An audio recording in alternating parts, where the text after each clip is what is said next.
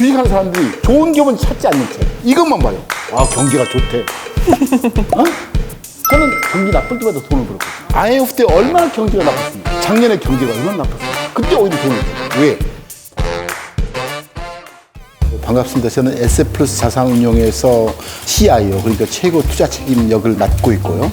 용환 펀드미저 강방철입니다. 반갑습니다. 네.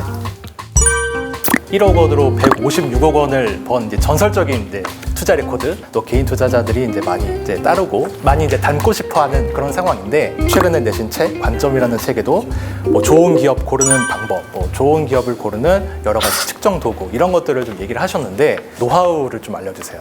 30년 동안 늘 저는 의심해요. 모든 사실을 의심합니다. 사실을 알라. 그리고 남들과 달리 그 사실을 해석해라.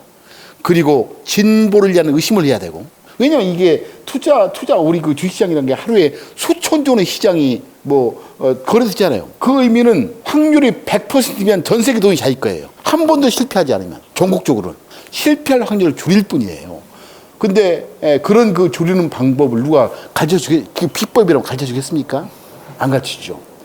의심할 수 있는 영역을 둘 뿐이에요. 그래서 저는 의심이야말로 여러분이 꿰찰 중요한 나침판을 얻는 것이다 라고 생각합니다. 의심하라. 코스피가 3,000은 넘고 또 3,100도 넘었던데, 근데 지금 제가 책을 읽으니까 그 주식시장 그 사고 파는 시점을 칵테일 파티에 비유해서 말씀하신 게 있던데, 근데 요새 근데 커피숍만 가도 주변에 계신 분들이 다 주식 얘기하시거든요. 그럼 그 이론에 따르면 지금은 주식을 팔아야 될 때가 아닌가 싶은데 어떻게 생각하시나요? 크게 이제 이렇게 보면 될 것 같아요. 이제 칵테일 파티의 적용 범위는 그러니까 시장의 문제예요. 한국 주가 지수 시장이 얼추 다 왔어? 아니면 바닥이야?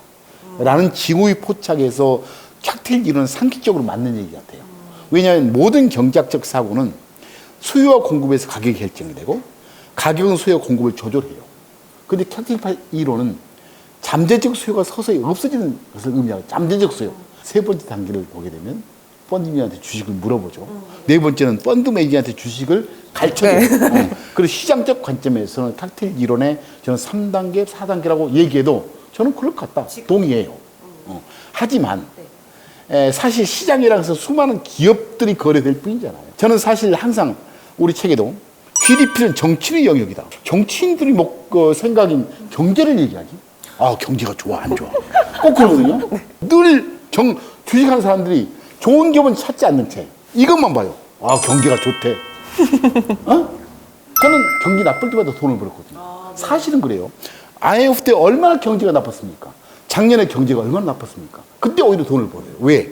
기업의 행태하고 시장은 달라요. 이제 칵테일 이런 이 주가 지수의 문제 같고, GDP는 정치인이 정치인의 그 한 목적적 대산물이에요. GDP는 네 가지 생산 요소 제공자가 있어요. 이거 근로자, 돈을 갖고 있는 채권자, 토지, 땅, 소유자, 렌트 사업자, 그리고 이제 주주가 되겠죠. 이 사람들의 합이죠. 이 네 개의 총합을 올릴 뿐이에요. 우리의 대상물 어디라고? 좋은 기업 찾는 거예요. 근데 좋은 기업 많아요. 주가 안 떠도. 오히려 주가 안 뜰 때 자기가 사는 종목 오르면 더 좋잖아요. 그렇죠. 그런 거예요. 그래서 저는 시장적 관점에서는 칵테일 이론에 3단계 사람이라고 얘기해도 저는 오케이, 그럴 수 있다. 하지만 그럴수록 더 멋진 기업이 있으니까 그 기업과 함께하라 라는 의미죠. 그래서 개별 기업과 주가 지수는 다른 영역이다. 최근에 모 방송 프로그램에 나와서 이제 하신 말씀이 되게 이제 회자가 된 게 있었잖아요. 좋은 주식에 투자하라. 그리고 수면제를 먹어라. 10년 뒤에 깨어나면 당신은 부자가 됐을 것이다. 사실 이게 좋은 기업을 고르는 것의 중요성에 대해서 좀 말씀을 하신 것 같은데, 지금 현 시점에서 회장님이 보시기에 10년 뒤에 나를 부자로 만들어줄 주식. 좋은 기업과 오래 함께하는 것은 궁합에 맞아요. 근데 나쁜 기업, 나쁜 주식과 오래 함께하면 즉 수면제 먹으면 바로 독약이죠. 그래서 좋은 거를 뭐라면 3년, 4년 후에 이 기업이 사라지지 않을까라고 상식으로 한번 생각해 보세요. 제가 가장 좋아하는 이 주식 3, 4년 후에 없을 것 같아요. 계속 더 잘하고 있을 것 같은데. 그런 거예요. 사실 저는 좋은 주식 제가 11개 좋은 기업에 대한 조건도 있지만 그것도 조금 어려울 수도 있어요. 하지만 이렇게 생각하면 돼. 3년, 4년 후에 깨어나 보면 이 기업이 있을까? 아니면 3, 4년 동안 수면제 아무리 먹어도 잠이 안 올까? 그러면 안 되죠. 그거 나쁜 주식이에요. 그냥 걱정스러운 주식. 그 회사가 어떤 제품을 만들고 자기가 확인할 수 없는 주식을 하면 안 돼요. 왜? 주식은 기업이 주인이 되는 거거든요. 자기가 주인 되면서 그 회사의 주인이면서 뭐 만들지도 모르면 잘못된 투자죠. 그렇죠. 그러면 바이오는 좀 위험하겠네요. 사실 저는 바이오 주식을 모르겠어요. 아. 전 산업, 전 기업을 알 필요 없잖아요. 저도 펀드에 30년 동안 있으면서 저는 바이오 모른다. 나 그거 안 할래. 자기가 가장 잘하는 분야에 초점을 맞추는 게 필요해요. 여기 오르니까 이것도 사서 먹어야 되고, 저기 오르니까 저것도 사서 먹어야 되고, 알지도 못해서 막 저기 가서 막 엊그제 이거 게임주가 10배 떴다며요. 10배 뜬 이유가 그 내용상으로 제 지면을 보니까 10배 뜨게 저는 중요하지 않아요. 그 기업의 내용을 보니까 여성 게이머들이 등장과 함께 최근에 1년 사이에 엄청난 그 밸류를 만들었대요. 그러면 여성 게이머가 지금 현상적으로 많이 늘고 있어? 라는 젊은 친구의 그 친구들이 잘할 거 아니에요. 그게 목격되면 결국 가치예요, 그게. 어느 날 갑작스럽게 그 메가스터디가 주가가 막 뜨잖아요. 근데 저는 메가스터디를 몰랐잖아요. 근데 그 메가스터디 가장 잘 아는 사람 누굴까요? 엄마예요.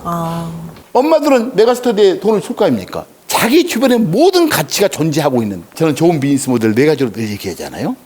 이익이 지속 가능할 것인지 여부, 두 번째 이익을 예측할 수 있는지, 세 번째는 이익이 덜 변동적인지, 가장 중요한 이익이 많이 확장할 것인지, 그런 점에서 지속성과 예측 가능성, 변동성이 없는 바이오 주식을 찾고 싶은데 저는 그런 기업을 찾을 능력이 없다. 그래서 이왕이면 사실 한 개 기업만 좋아해요. 우리 포트폴리오 보면 알겠지. 바이오에서는 삼성전자가 이제 거의 국민전자, 국민주가 됐잖아요. 3월에만 개인이 2조 원을 순매수를 했는데 삼성전자를 S 플러스 펀드가 담지 않는 걸로 유명한데 혹시 뭐 이유가 있는지. 제가 삼성전자를 편입하지 않는 첫 번째 이유는 사실 삼성전자는 우리가 사는 것은 우리 도리에 맞지 않다. 이 고객이 S 플러스 펀드에 돈을 맡기는 이유는 이거 말고 더 좋은 기업 찾아줘. 그래야지 정당한 보수를 받아. 라는 서로 간의 그 수탁과 위임의 질서가 있다고 봐요.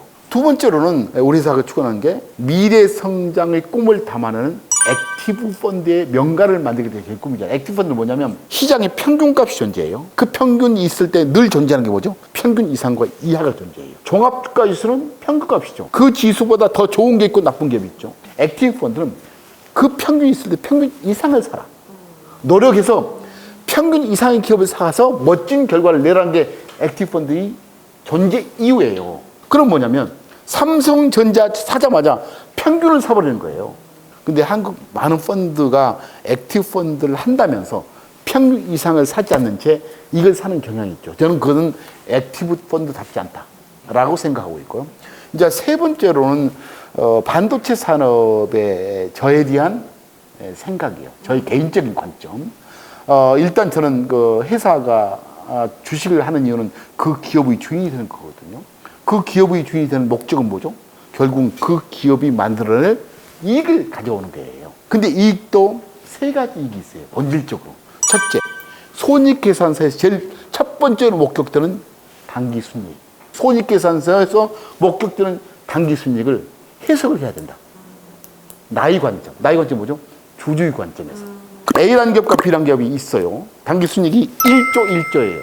하지만 해석하는 순간 1조의 크기는 달라질 수 있어요. A라는 기업은 매년 투자하지 않으면 죽는 업을 하고 있어요. B라는 기업은 투자 안 해도 조금만 투자해도 먹고 살아.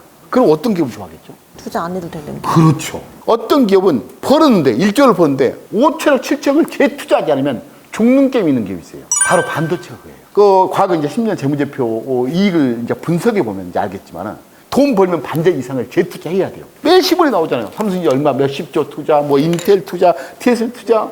근데 서비스 게임 회사들은 번 돈의 10%만 투자해야 돼요. 네이버, 카카오는 15%. 반도체, SK 하이닉스는 거의 7 내지 80%. 그럼 저는 어떤 기업이 주주가 되겠죠?